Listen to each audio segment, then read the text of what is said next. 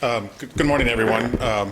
Again, as she said, I'm Michael Meier. I'm the Special Assistant for Law of War Matters for the Army. And I'm a lawyer, but I'm not actually talking on legal stuff today. I'm going to talk a little bit about subterranean challenges and different in how the U.S. Army classifies subterranean challenges. For this presentation, I had just a presentation yesterday. My new bestest friend, Joe Vega here, actually had slides. So you get a visual presentation versus what we had before. And first of all, I'd like to thank Daphne for inviting me and the Modern War Institute and the Lieber Center. I remember most of you might have been here for the last conference, last session yesterday, and we had the psychologist speaking, and one talked about you know, your first 10 minutes behind a rental car is your most dangerous. Well, a lawyer talking about non-lawyer stuff, I'm probably at my most dangerous, talking about things I don't know that much about. So if 10 minutes I fall off the road and crash and burn, you'll know why. So, but let's hope that doesn't happen. So I think what we'll start off with is, I knew nothing about subterranean warfare. Daphne and I went to our good friend of ours, Eric Jensen, who teaches at BYU, holds these conferences, and Daphne had presented on her book the first year, and then we came back the second year, and Eric goes, hey, would you like to write on, and he gave us a list of topics, and he goes, Mike, why don't you do subterranean warfare? And I'm like, okay, sure. So I wrote a paper on that, and part of it was, you know, how we classify tunnels. So I'm going to talk a little bit about how we got there. And again, the United States has really been involved, as Noel just pointed out, you know, the sort of counterterrorism operations around the world over the last 20 years. You know, but we're now switching to moving back to sort of large-scale conflict operations against peer and near-peer competitors. And so conflict added on to this is, you know, we're also looking at that over this time we've seen our adversaries adapt their capabilities to, you know, to address the strengths that we have and use, you know, underground facilities, you know, against our weaknesses. And we've also seen urban populations rise. You know, you've got the United Nations projects that 2/3 of the world population will reside in large metropolitan areas over the next several years. They predict by 2030 that the world's 30 megacities, which are cities that are larger than 10 million people, will expand to 60. I think they're probably underestimating that by 2030 because I looked and did some research today. There's already 47 that are cities that are over 10 million population. And, you know, they expect what they call large-scale cities to increase from 45 to 88, so they'll essentially double as well. Seoul, which we'll talk about here in a little bit, is number 5 on this list with 25 million people. China alone has 5 megacities in the list. So, and fighting in megacities is certainly much different than it would be in other operations because you have subways, you have sewers, and often multiple layers upon these things, and it makes fighting in this environment more complex. For example, New York City alone has 24 separate transit lines. They have 659 miles of track, of which 440 miles are underground. They have 72 bridges, 14 under-river tunnels, and so soldiers, if they're going to fight in these environments, have to learn to think about fighting in more than 2 dimensions. You're going to have to, you know, we also have gotten used to over the past several years of controlling the skies, so not having to bother looking up. So, you know, we may not have that air superiority as you move into the future. So you're going to have to learn to look up, and as we'll see, you're also going to have to learn to look down and figure out what's underneath you. So how does this work for sort of North and South Korea? You know, back in 2018, then Army Chief of Staff of the Army, Mark Milley, who's now the chairman of the Joint Chiefs, talked about the sort of the conflict brewing, potential conflict in North Korea. And there was a concern General Milley had talked about, said, you know, look, we've gotten really good at doing this counterinsurgency, counterterrorism fight. We're probably not very good at fighting a large-scale conflict. And so he was concerned about that piece. And then he also noted, with respect to Korea, that they have a massive network of underground tunnels. And so he began to direct the training increase for tunnel warfare. And so the Department of Defense began purchasing equipment and specifically launched this effort where they trained 26 of the 31 active combat brigades to fight in large-scale subterranean facilities. And the reason is, for North Korea, it's suspected that there are at least 10,000 large-scale subterranean military facilities around the world. North Korea probably has 5,000 of those. So you have all these different areas, and you've got the underground issues that you have to work out. And one of the other aspects that General Milley had talked about in future conflicts is that, you know, we've gotten used to the current fight where you can have these large bases and FOBs where you set up and you can stay put.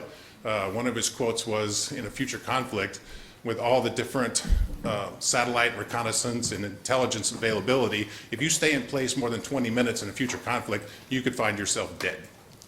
So you won't likely be able to engage in these large-scale set pieces, so you'll have more diffused operations. So we'll start with the slides, move forward. This slide essentially sums up about everything in one particular slide. This is from, there's a recently published Army Techniques publication in ATP on subterranean operations that was released on the 1st of November 2019. So it just came out. It replaced one that I think had been in 2017. And so you can see up here at the top that the Army categorizes subterranean environments into 3 categories. So you've got the first category, which is tunnels, natural cavities, and caves. The second one is urban subsystem, subsurface systems.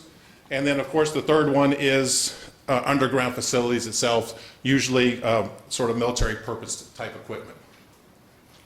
So, and you can see in each of these, there are sort of subcategories for each one. You have, on the category 1, the rudimentary and sophisticated.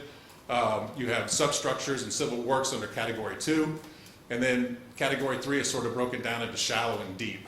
So I'm going to go forward with the slides that Joe thankfully gave to me. So this is sort of your category 1 subterranean systems. So you're going to have rudimentary systems, which essentially are what they categorize as lacking sort of support or shoring. So they're usually made of brick, they're wood, could have some reinforced concrete to prevent collapse. And some tactical caves, of course, obviously, are natural cavities and they exist in solid rock. The sophisticated ones usually have shoring on the bottom, and they'll have like power outlets, ventilation shafts, drainage pipes, and dimensions. So this is the sort of the first category that you have. The second one is you get into urban subsystems, and this is where we talked about fighting in megacities. So you've got subways, you've got the utility tunnels, you've got underground parking structures, you've got sewers, and substructures can also include basement shelters, and again, the parking garages.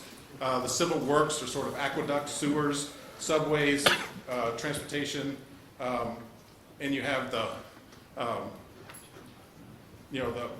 urban subsystems may be able to withstand military strikes due to the fact of their depth and the types of material that they use in construction. And the problem you also have with these is a lot of these are used by civilians.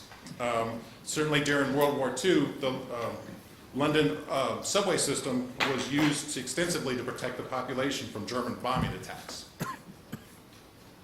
So finally you get to category 3, and these are sort of the sophisticated military complexes specifically designed and built to be unobserved and provide maximum protection, and they vary widely by size, construction technique, and purpose. They are really designed to control, like command and control operations, storage, production, and protection facilities, and provide some of the most challenging aspects that forces can expect to operate in. At least for the U.S. government, we have what's called a continuity of operation plan. There are certainly places that you can go in sort of these structures. It's deep into the areas and underground so that you can continue to survive and work. So you have these different areas. And this is broken into sort of 2 levels, which they call shallow and deep. And they base that based on whether there's more than 20 meters of soil or other stuff above them provides cover.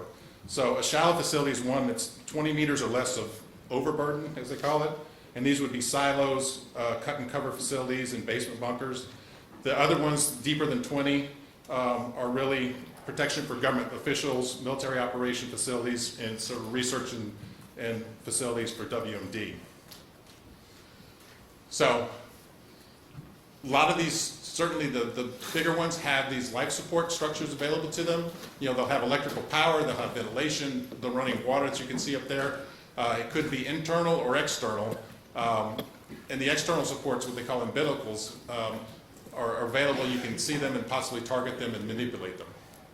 So the application systems are sort of 5 functions. They're broken down by sort of function, mobility, accessibility, which I'll talk about here in a little bit, sort of the support infrastructure, and then the 5th category over there, you know, threats and hazards. We've talked a little bit about the command and control and the functions that these things can serve. Certainly in the mobility, the smaller tunnels you get, it's more restricted or semi-restricted, and then we'll go into accessibility now and sort of, you know, if you're trying to get in it, how complex is it to breach through a tunnel? And so they also break this into sort of 3 levels, which are sort of barriers or how to get through them. Sort of the level 1 is, you know, these are sort of residential or commercial grade. You know, they have just sort of doors and locks, and you can breach them mechanically or through ballistic breaching. The second one, you get a little more. You have reinforced grades, you have more locks and breaching material. And so you can see the way that you could possibly get through that. And then finally, the third one, for certainly the underground command structures, you have these giant thick doors, and it can take you hours to days to try to breach through those different doors. So with that, I think, Edith, I'm probably running out of time. But 5 more minutes, okay. So the question is, you know, how do you get through these, and certainly the hazards that you have. So I'll talk a little bit, I guess, on you know, sort of the challenges that you see there. You can see some of the hazards that you have is air quality. Air quality is going to stink. You know, blast overpressure. You know, we've talked about this yesterday. You know, the challenge of communicating in the tunnel, navigation. You get farther underground. You know, how do you communicate with the surface if you're trying to use certain technology and communicate? Your radios aren't going to work. You're going to possibly have no light. You know, and then certainly for tunnels, the non-combatant piece itself. So, you see this. Everything you do is going to have an effect. You know, that will degrade your quality. You start firing systems into, you know, weapons and explosives. It's going to degrade your air quality. And then with that, I think I will stop and give some minutes back to other folks.